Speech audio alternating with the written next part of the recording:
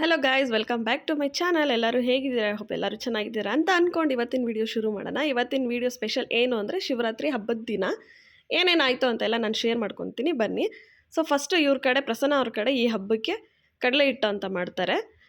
ಇದೊಂದು sweet recipe ಅಂತಲೇ ಹೇಳ್ಬೋದು. ಬಟ್ ತುಂಬಾ ಈಸಿ. 1 kg ಸಕ್ಕರೆ ಮತ್ತು 1 kg ಕಡಲೆ ಪಪ್ಪು, ಇದಿಷ್ಟನ್ನು ಚೆನ್ನಾಗಿ ನೈಸಾಗಿ ರುಬ್ಬಿ ಈ ಥರ ಮಿಕ್ಸ್ ಮಾಡ್ಕೊ, ಮತ್ತು ಅದ್ರ ಜೊತೆ ಒಂದು 10 ಏಲಕ್ಕಿನ ಓಪನ್ ಮಾಡಿಬಿಟ್ಟು ಅದ್ರ ಸೀಡ್ಸ್ ಹಾಕಿ ಅದನ್ನು ರುಬ್ಕೊಂಡು, ಬಿಸಿ ಇರುತ್ತಲ್ವ ಅದಕ್ಕೋಸ್ಕರ ಸ್ವಲ್ಪ ಅಗಲ ಇರೋ ಪಾತ್ರೆಗೆ ಹಾಕ್ಬಿಟ್ಟು ತಣ್ಣಗಾಗಕ್ಕೆ ಇಡಬೇಕು. ಹಾಗೆ ಬಿಸಿ ಹಾಕ್ಬಿಟ್ಟು ಬಾಕ್ಸಲ್ಲಿ ಹಾಕಿ ಮುಚ್ಚಿಟ್ಬಿಟ್ರೆ ಕೆಟ್ಟೋಗುತ್ತೆ ಅಂತ ನನ್ನ ಅಭಿಪ್ರಾಯ. ಅದಕ್ಕೋಸ್ಕರ ಸ್ವಲ್ಪ ತಣ್ಣಗಾದ್ಮೇಲೆ ಬಾಕ್ಸಲ್ಲಿ ಹಾಕಿ ಇಟ್ಕೊತೀನಿ. ನೆಕ್ಸ್ಟು ಸೊಪ್ಸಾರು ಮಾಡ್ಕೊಂಡಿದ್ದೆ. ಈ ಸೊಪ್ಸಾರು ಬಂದುಬಿಟ್ಟು ಪ್ರಸನ್ನ ಅವರು ಮನೆ ಸೈಡ್ ಮಾಡೋದು, ಅರಸೀಕೆರೆ ಸ್ಪೆಷಲ್ ಸೊಪ್ಸಾರು ಅಂತಲೇ ಹೇಳ್ಬೋದು.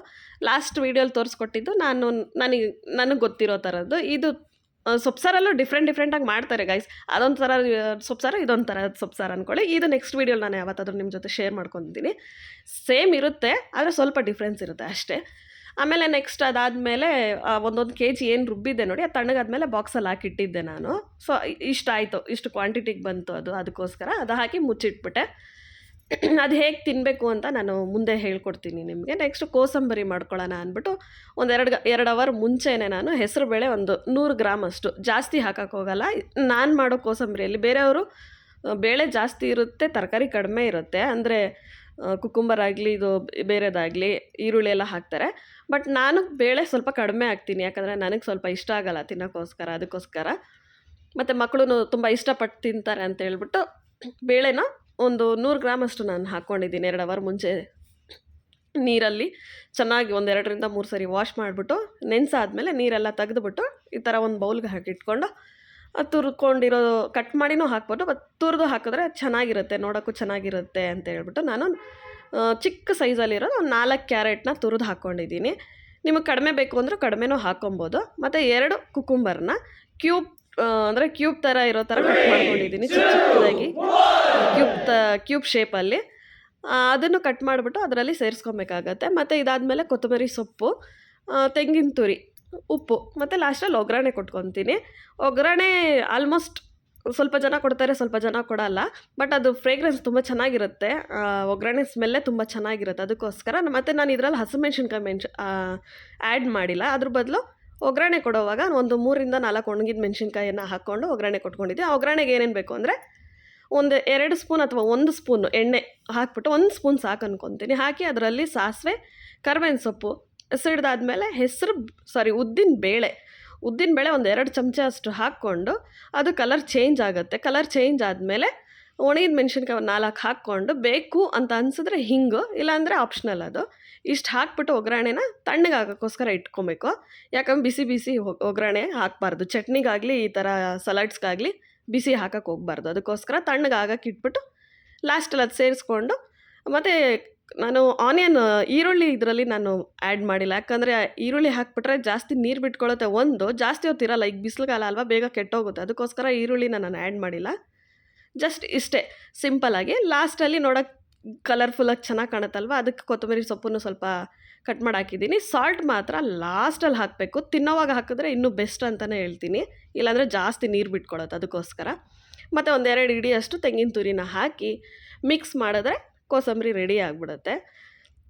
ಸೊ ಚೆನ್ನಾಗಿ ಮಿಕ್ಸ್ ಕೊಡಬೇಕು. ನೋಡಿ, ಒಗ್ಗರಣೆ ನಾನು ಹೇಳಿದ್ನಲ್ವ, ಈ ಥರ ತಣ್ಣಗಾದ್ಮೇಲೆ ಈ ಥರ ಮಿಕ್ಸ್ ಮಾಡಬೇಕು. ನೀವು ಒಂದ್ಸರಿ ಒಗ್ಗರಣೆ ಹಾಕಿ ಮಾಡಿಲ್ಲ ಅಂದರೆ ಒಂದ್ಸರಿ ಟ್ರೈ ಮಾಡಿ ನೀವು, ತುಂಬ ಚೆನ್ನಾಗಿರುತ್ತೆ. ಸ್ವಲ್ಪ ಡಿಫ್ರೆಂಟಾಗಿರುತ್ತೆ ಟೇಸ್ಟ್ ಅಷ್ಟೇ, ಬೇರೆ ಇನ್ನೇನಿಲ್ಲ. ಬಟ್ ಹೆಲ್ದಿ, ಇದು ಹಾಗೆ ತಿಂದ್ರೂ ತುಂಬ ಒಳ್ಳೆಯದು. ಅದಕ್ಕೋಸ್ಕರ ಈ ಥರ ನಾನು ಮಾಡ್ಕೊಂಡಿದ್ದೀನಿ ಒಂದು ಸಲಾಡು.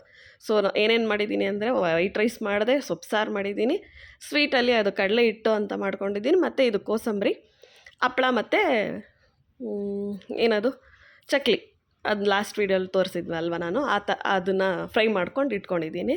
ಸೊ ಇಷ್ಟಿತ್ತು. ಮತ್ತು ಇವತ್ತಿನ ದಿನ ಏನೇನಾಗುತ್ತೆ, ಫಸ್ಟ್ ಅಡುಗೆ ಎಲ್ಲ ಮುಗಿಸ್ಕೊಂಬಿಟ್ಟೆ ನಾನು. ಯಾಕಂದರೆ ಆಮೇಲೆ ಸಂಜೆ ದೇವಸ್ಥಾನಗಳಿಗೆ ಹೋಗಬೇಕಾಗತ್ತಲ್ವ, ಅದಕ್ಕೋಸ್ಕರ. ಆಮೇಲೆ ಸಂಜೆ ಮೇಲೆ ಅಡುಗೆ ಮಾಡ್ತೀನಿ ಅಂದರೆ ತುಂಬ ಕಷ್ಟ ಆಗಲ್ಲ. ಅದಕ್ಕೋಸ್ಕರ ಮನೆ ಕೆಲಸ ಎಲ್ಲ ಮಾಡಿಕೊಂಡು ಈ ಥರ ಅಡುಗೆ ಕೆಲಸ ಎಲ್ಲ ಮುಗಿಸ್ಕೊಂಡು ಮತ್ತು ನಾನು ಉಪವಾಸ ಇದ್ದೀನಿ ಈ ದಿನ ಉಪವಾಸ ಇದ್ದೀನಿ. ಸೊ ಯಾವುದು ಟೇಸ್ಟ್ ಮಾಡ್ದಿರಾನೆ ಎಲ್ಲ ಅಡುಗೆನೂ ಮಾಡಿರೋದು ನಾನು. ನಿಮಗೆ ಗೊತ್ತು ನಾನು ಟೇಸ್ಟ್ ಮಾಡ್ದಿರೋ ಅಡುಗೆನೇ ಮಾಡಲ್ಲ. ಒಂದು 10 ಸರಿ ಆದರೂ ನಾನು ಟೇಸ್ಟ್ ಮಾಡ್ಕೊಂಡೇ ಮಾಡೋದು. ಅದೇ ನನ್ನ ಸ್ಪೆಷಾಲಿಟಿ ಅಡುಗೆಗಳಲ್ಲಿ. ಬಟ್ ಈ ಥರ ಉಪವಾಸ ಮತ್ತು ದೇವ್ರಿಗೆ ಏನಾದರೂ ನೈವೇದ್ಯಕ್ಕೋಸ್ಕರ ಮಾಡ್ತಾಯಿದ್ದೀವಿ ಅಂದರೆ ನಾನು ಟೇಸ್ಟ್ ಮಾಡ್ದಿರ ಮಾಡ್ತೀನಿ. ಸೊ ತುಂಬ ಡಿಹೈಡ್ರೇಟ್ ಆಗಿಬಿಟ್ಟಿದ್ದೆ, ಸುಸ್ತು ಅನ್ನಿಸ್ತಾಯಿತ್ತು. ಅದಕ್ಕೋಸ್ಕರ ಅದು ಇದು ತಿನ್ಬೋದು, ಉಪ್ಪಿಟ್ಟು ತಿನ್ಬೋದು, ಜ್ಯೂಸ್ ಕುಡಿಬೋದು ಅಂತೆಲ್ಲ ಹೇಳಿದ್ರು. ಬಟ್ ಅದೆಲ್ಲ ತಿಂದ್ಬಿಟ್ರೆ ಉಪವಾಸ ಇದ್ದಂಗೆ ನಾವು ಅನ್ಸೋದೇ ಇಲ್ವಲ್ಲ. ಅದಕ್ಕೋಸ್ಕರ ಕುಕುಂಬರ್ನೇ ಕಟ್ ಮಾಡಿಕೊಂಡು ನಾನು ಒಂದು ಫುಲ್ ಕುಕುಂಬರ್ನೇ ತಿಂದೆ. ಸ್ವಲ್ಪ ಬೆಟರ್ ಅನ್ನಿಸ್ತು. ಇದು ನಾನು ಕಡಲೆ ಹಿಟ್ಟು ಅಂತ ಹೇಳಿದ್ನಲ್ಲ, ಹೇಗೆ ತಿನ್ನೋದು ಅಂದರೆ ಈ ಥರ ಕಡಲೆ ಹಿಟ್ಟು ಹಾಕಿ ಅದ್ರ ಜೊತೆ ಕಾಯಿ ತುರಿದು ಹಾಕ್ಕೊಂಡು, ಬೇಕು ಅಂದರೆ ಕಾಯಿ ಹಾಲು ಹಾಕ್ಕೊತಾರೆ. ಅಂದರೆ ತೆಂಗಿನಕಾಯಿನ ರುಬ್ಬಿ ಆ ನೀರು, ಕಾಯಿ ಹಾಲು ಅಂತ ಹೇಳ್ತಾರೆ, ಅದನ್ನು ಮಿಕ್ಸ್ ಮಾಡ್ಕೊಬೋದು. ಇಲ್ಲಾಂದರೆ ಹಾಲು, ಮಾಮೂಲಿ ಹಾಲಿರುತ್ತಲ್ಲ, ಅದು ಕಾಯಿಸ್ಕೊಂಡು ಅದು ಮಿಕ್ಸ್ ಮಾಡಿಕೊಂಡು ತಿನ್ನಬೇಕು. ನನ್ನ ಮಕ್ಳಿಗಂತೂ ತುಂಬಾ ಫೇವ್ರೇಟ್. ಓಡಾಡ್ಕೊಂಡೇ ತಿಂತಾರೆ. ಅದಕ್ಕೋಸ್ಕರ ಸ್ವಲ್ಪ ಜಾಸ್ತಿ ಕ್ವಾಂಟಿಟಿಯಲ್ಲಿ ಮಾಡಿದ್ದು ನಾನು. ಸೊ ಸೂಪರಾಗಿರುತ್ತೆ. ಊಟ ಎಲ್ಲ ಮಧ್ಯಾಹ್ನನೇ ಎಲ್ಲರದ್ದು ಊಟ ಆಯಿತು, ಹಾಕ್ಕೊಟ್ಬಿಟ್ಟೆ. ಸೊ ಮಧ್ಯಾಹ್ನ ಅಷ್ಟರಲ್ಲೇ ಆಯಿತು. ಇದು ಸಂಜೆ ಮೇಲೆ. ನಾನು ಸಂಜೆ ಮೇಲೆ ಈ ಥರ ವೀಡಿಯೋ ಮಾಡೋವಾಗ ಅವ್ನು ಅರ್ಜುನ್, ನಾನು ಅವ್ನಿಗೆ ತೋರಿಸ್ತಾ ಇದ್ದೀನಿ, ನಾನು ಸೆಲ್ಫ್ ವೀಡಿಯೋ ಮಾಡ್ಕೊತಾ ಇದ್ದೀನಿ ಅಂದ್ಬಿಟ್ಟು ವಟ ಅಂತ ಇದ್ದ. ಸೊ ಇವಳು ಬಂದುಬಿಟ್ಟು ಅಕ್ಕನ ಮಗಳು ಸನಯ ಅಂತ ಹೇಳಿ ಇವಳ ಹೆಸರು. ಸನ್ನು ಅಂತ ನಾವು ಕೂಗ್ತೀವಿ. ಸೊ ಅವರಿಬ್ಬರೂ ಬಂದಿದ್ದರು. ಒಂದು ದಿನ ಮುಂಚೆನೇ ಬಂದುಬಿಟ್ಟಿದ್ರು. ಸೊ ನಮ್ಮ ಮನೇಲೇ ಸ್ಟೇ ಆಗಿದ್ದರು. ನೆಕ್ಸ್ಟ್ ಡೇ ಈ ಥರ ರೆಡಿಯಾಗಿದ್ದೀವಿ ನಾವು. ಅಂದರೆ ಹಬ್ಬದ ಡ್ರೆಸ್ ಇದು. ಈ ಡ್ರೆಸ್ಸು ಅಷ್ಟೇ ನಾನು ಮಿಂತ್ರಲ್ಲಿ ತೊಗೊಂಡಿದ್ದು. ತುಂಬ ಚೆನ್ನಾಗಿದೆ, ಸಕ್ಕತ್ತಾಗಿದೆ. ನನ್ನ ಫೇವ್ರೆಟ್ ಕಲರ್ ಬೇರೆ ಇದು. ತುಂಬ ಚೆನ್ನಾಗಿ ಕಾಣಿಸ್ತಾ ಇತ್ತು ನನಗೆ ನಾನು ಹೇಳ್ಕೊತಾ ಇದ್ದೀನಿ. ಚೆನ್ನಾಗಿ ಕಾಣಿಸ್ತಾ ಇತ್ತು, ಕಂಫರ್ಟೇಬಲ್ ಆಗಿತ್ತು. ನನಗೆ ಏನಂದರೆ ಡ್ರೆಸ್ ಹಾಕ್ಕೊಂಡ್ರೆ ಕಂಫರ್ಟ್ ಆಗಿರಬೇಕು, ಆವಾಗಲೇ ನನಗಿಷ್ಟ ಆಗೋದು. ಅಂದರೆ ಒಂಥರ ತುಂಬ ಜಿಂಗ ಥರ ಇದ್ದರೆ ಅದೆಲ್ಲ ನನಗೆ ಇಷ್ಟ ಆಗಲ್ಲ. ನಾನು ಹಾಕ್ಕೊಂಡ್ರೆ ನಾನು ಸ್ಯಾಟಿಸ್ಫ್ಯಾಕ್ಷನ್ ಆಗಬೇಕು, ನನಗಿಷ್ಟ ಆಗಬೇಕು. ಸೊ ಆವಾಗಲೇ ನಾನು ತುಂಬ ಹ್ಯಾಪಿಯಾಗಿರ್ತೀನಿ ಅಂತಲೇ ಹೇಳ್ಬೋದು. ಸೊ ಈ ಥರ ರೆಡಿ ಆಗಿಬಿಟ್ಟು ದೇವಸ್ಥಾನಕ್ಕೆ ಹೋಗೋಣ ಅಂದ್ಬಿಟ್ಟು ರೆಡಿ ಆಗಿದ್ದೀವಿ. ಪೂಜೆ ಎಲ್ಲ ಆದಿ ಮಾಡ್ತಿದ್ದಾನೆ. ಅಂದರೆ ದೇವ್ರ ಸಾಮಾನೆಲ್ಲ ನಾನು ತೊಳೆದು ನೀಟಾಗೆಲ್ಲ ಕ್ಲೀನ್ ಮಾಡಿಕೊಟ್ಟಿದ್ದೆ. ಅವ್ನ ಕೈಯಲ್ಲೇ ಪೂಜೆ ಮಾಡಿಸ್ತಾಯಿದ್ದೀನಿ. ಯಾಕೆ ಅಂದರೆ SLC ಅಲ್ವಾ ಗೈಸ್, ಅಟ್ಲೀಸ್ಟ್ ದೇವರಾದರೂ ಸ್ವಲ್ಪ ಕರುಣೆ ತೋರಿಸ್ಲಿ ಅವನ ಮೇಲೆ ಅಂತ. ಯಾಕಂದ್ರೆ ಅವ್ನಿಗೆ ಸ್ವಲ್ಪ ಓದೋದ್ರಲ್ಲಿ ತುಂಬ ಇಂಟ್ರೆಸ್ಟ್ ಕಡಿಮೆ ಇದೆ. ಈಗ ಇನ್ನೇನು 1 ಮಂತು ಇಲ್ಲ, 15 ಡೇಸ್ ಇದೆ ಅಷ್ಟೇ ಅವನಿಗೆ ಎಕ್ಸಾಮ್ಗೆ, ಫೈನಲ್ ಎಕ್ಸಾಮ್ಗೆ. ಅದಕ್ಕೋಸ್ಕರ ಸ್ವಲ್ಪ ದೇವ್ರ ಕರುಣೆ ಅವನ ಮೇಲೆ ತೋರಿಸ್ಲಿ ಅಂದ್ಬಿಟ್ಟು ಆಲ್ಮೋಸ್ಟ್ ಅವ್ನ ಕೈಯಲ್ಲೇ ನಾನು ಪೂಜೆ ಮಾಡಿಸ್ತೀನಿ. ಎಲ್ಲ ನಾನು ರೆಡಿ ಮಾಡಿಕೊಡ್ತೀನಿ. ದೇವ್ರ ಸಾಮಾನೆಲ್ಲ ವಾಶ್ ಮಾಡೋದಾಗಲಿ ಪ್ರತಿಯೊಂದು ನಾನು ಮಾಡಿಕೊಟ್ರೆ ಅವ್ನು ಪೂಜೆ ಮಾಡ್ತಾನೆ. ಆಮೇಲೆ ಅವ್ರ ಮಕ್ಕಳೆಲ್ಲ ನಮ್ಮ ದೇವಸ್ಥಾನಕ್ಕೆ ಹೋದರು. ನಮ್ಮ ದೇವಸ್ಥಾನ ಇದೆ, ಭದ್ರಕಾಳಿ ದೇವಸ್ಥಾನ, ಅಲ್ಲೋದ್ರು. ನಾನು ಆದಿ ಮಾತ್ರ ಫಸ್ಟು ಶಿವನ ದೇವಸ್ಥಾನಕ್ಕೆ ಹೋದ್ವಿ. ಅಂದರೆ ನಾನು ಉಪವಾಸ ಇದ್ದೆಲ್ಲ, ಉಪವಾಸ ಬಿಡೋಕ್ಕೋಸ್ಕರ ಶಿವನ ದೇವಸ್ಥಾನದಲ್ಲಿ ಹೋಗಿ ಆ ಪ್ರಸಾದ ತಿಂದಮೇಲೆ ಉಪವಾಸ ಬಿಡೋಣ ಅಂತ ನಾನು ಅಂದ್ಕೊತೀನಿ. ಬಟ್ ರೂಲ್ಸ್ ಹೇಗಿದೆ ಏನು ಅಂತ ನನಗೆ ಗೊತ್ತಿಲ್ಲ. ನನಗೆ ಅನಿಸ್ದಾಗೆ, ನನ್ನ ಮನ್ಸಿಗೆ ಅನಿಸ್ದಂಗೆ ನಾನು ನಡ್ಕೊಂಡು ಹೋಗ್ತಾ ಇರ್ತೀನಿ ಅಷ್ಟೇ ಗೈಸ್. ಇದರಲ್ಲಿ ಏನಾದರೂ ತಪ್ಪಿದರೆ ದೇವರೇ ನನಗೆ ನೋಡ್ಕೊಳ್ಳಿ ಅಂತ ಅಂದ್ಕೊಂಡು ಸುಮ್ಮನಾಗ್ತೀನಿ. ಬೇರೆಯವ್ರ ಮಾತೆಲ್ಲ ನಾನು ಜಾಸ್ತಿ ಕೇಳೋಕ್ಕೆ ಹೋಗಲ್ಲ. ಫಸ್ಟು ಕೇಳಿ ತುಂಬ ಬೇಜಾರಾಗ್ಬಿಟ್ಟಿದ್ದೀನಿ. ಈಗ ಯಾರ ಮಾತು ನಾನು ಕೇಳೋಕ್ಕೆ ಹೋಗಲ್ಲ. ನನಗೆ ಸರಿ ಅನಿಸಿದೆ ನಾನು ಮಾಡ್ತೀನಿ, ನನಗೆ ಸರಿ ಅನಿಸಿಲ್ಲ ಅಂದರೆ ಅದು ನಾನು ಮಾಡೋಕ್ಕೆ ಹೋಗಲ್ಲ ಅಷ್ಟೇ ನಾನಿವಾಗ.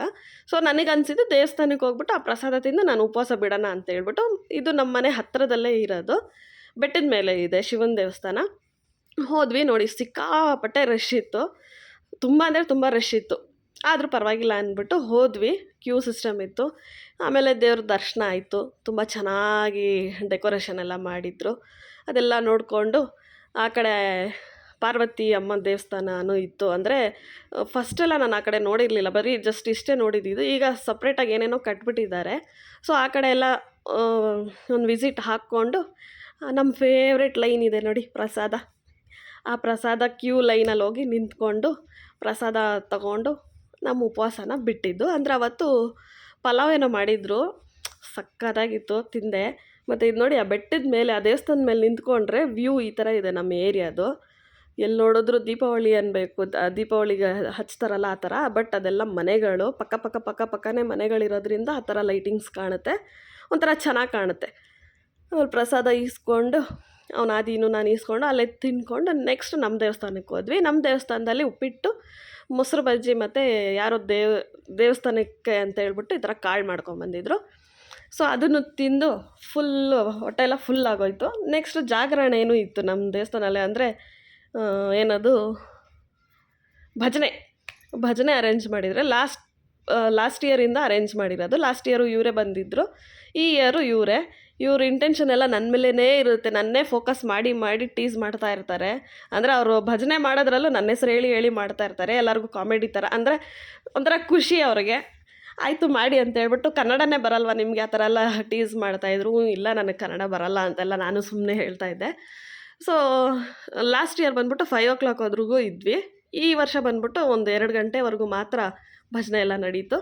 ಸೊ ಇದು 2 ಗಂಟೆ ನಮ್ಮ ಸಣ್ಣು ಅಲ್ಲೇ ಮಲ್ಕೊಂಬಿಟ್ಟಿದ್ಲು ಪಾಪ, ಅಲ್ಲೇ ಸೈಡಲ್ಲಿ. ಆಮೇಲೆ ಎಬ್ಬರಿಸ್ಬಿಟ್ಟು ಬಾ ಹೋಗೋಣ ಅಂತ ಹೇಳಿದ್ದಕ್ಕೆ ಪಾಪ ನಿದ್ದೆ ಕಣ್ಣಲ್ಲೇ ಅವಳು ಎದ್ದು ಕೂತಿದ್ದಾಳೆ, ಚಳಿ ಚಳಿ ಅಂತ ಹೇಳ್ಬಿಟ್ಟು.